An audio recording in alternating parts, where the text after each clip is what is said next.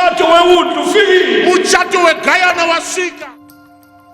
Sebenzela leli langa lo Shandira zuva iri romuchato uyu. zikhathaze Zinetse ngalolu suku lolu. nezuva iri. Keza brother, Geza mnikani. igazi likaJesu likhona lapha esiguqweni. Ropa ra Jesu rilipo pachifugamo.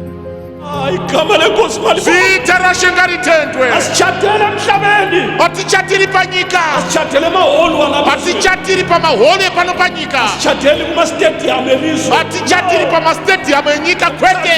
Umtshato wethu Muchato wedu. uyaba semafini. Jaha liyabe isimelele lapha emuva. Jaya rinenge rakatimirira pamakore awo. Zwile mzalwane. Wasinzwere mnikani. Lura. Rurama. Lokusaxoxa lo mhlaba. Uchiri kungokurukura nenyika. Ama-gloves kawukagqoki. Wenzani? Magloves awusati wapfeka uripike iko.